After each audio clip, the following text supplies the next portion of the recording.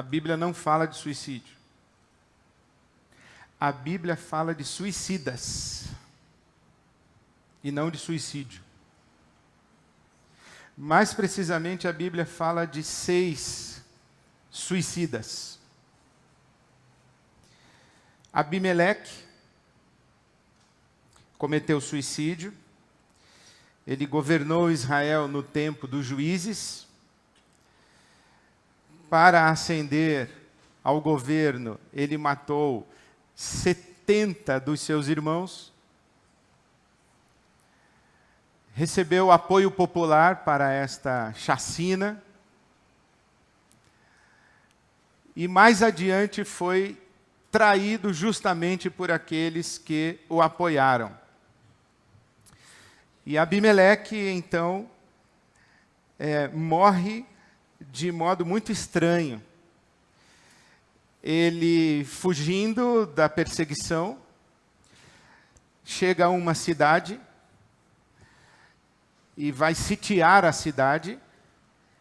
Essa história está em Juízes capítulo 9. E nessa cidade há uma torre. E ele, ao aproximar-se da torre, uma mulher lança uma pedra sobre a cabeça dele e o fere. E ele então solicita ao escudeiro dele que o mate, para que não morra vergonhosamente pela mão de uma mulher. E então a Bíblia trata isso como um ato suicida de Abimeleque. Aitofel foi profeta em Israel, traiu o rei Davi, foi conselheiro de Absalão, filho de Davi, que se revoltou contra o pai. Absalão, ele tem uma ação de afronta contra Davi, o rei, seu pai, tomando para si as concubinas do rei em praça pública. E Absalão faz isso por recomendação do profeta Aitofel. E quando percebe o que fez, Aitofel, ele se enforca para, de alguma forma, redimir-se na sua consciência da traição cometida contra o rei Davi. Zinri foi rei em Israel e foi morto porque, quando em batalha,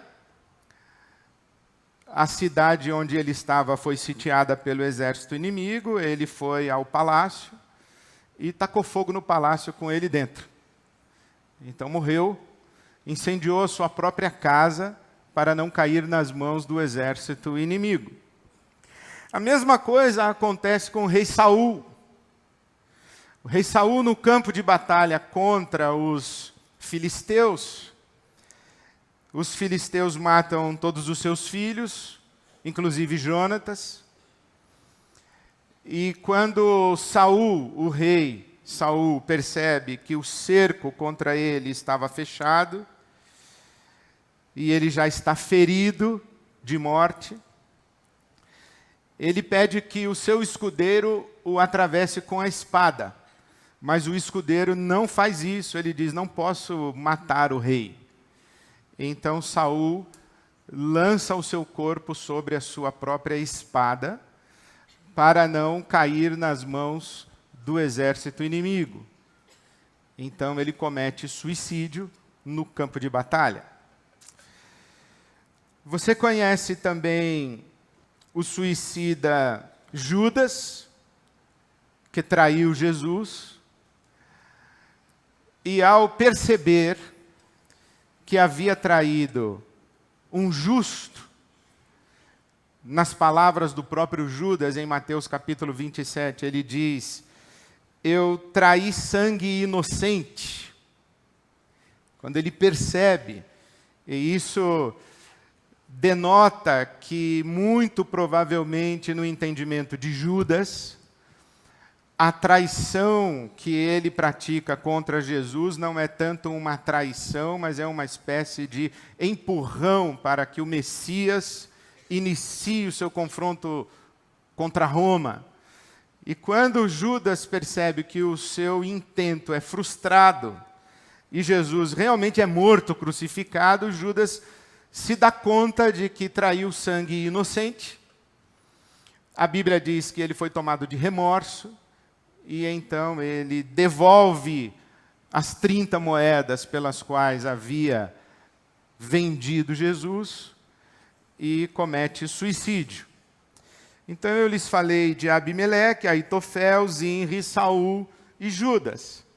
Há uma compreensão muito interessante sobre Judas, que no livro de Números, o capítulo 35, e também no Levíticos, capítulo 24, se diz que a terra clama quando nela é derramado um sangue inocente.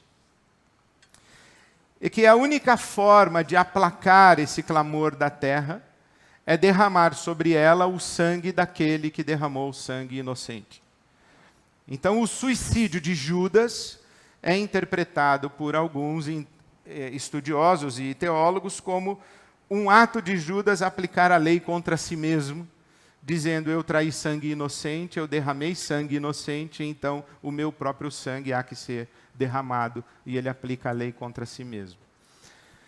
Então eu lhes disse de Abimeleque, Aitofel, Zinri, Saul e Judas. Falta um.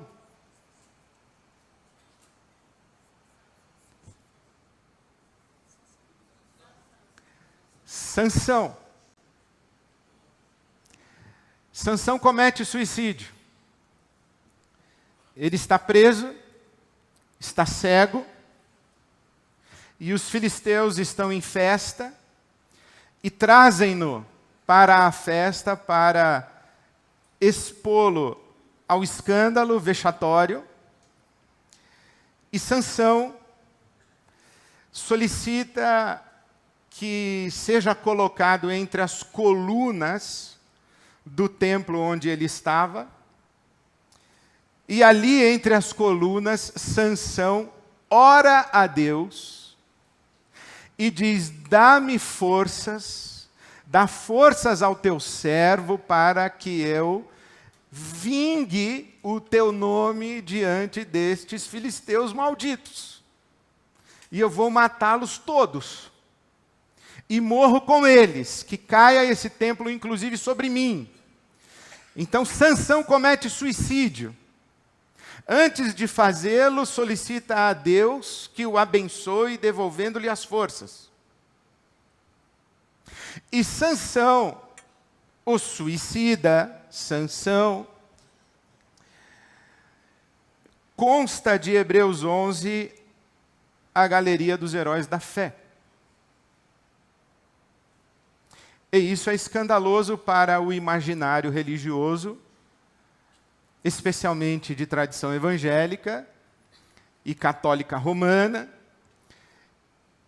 que coloca o suicida no inferno. A grande pergunta e a grande angústia é: quem comete suicídio vai para o inferno? Bom, no caso de Sansão, ele não foi para o inferno, ele foi para Hebreus 11, a galeria dos heróis da fé.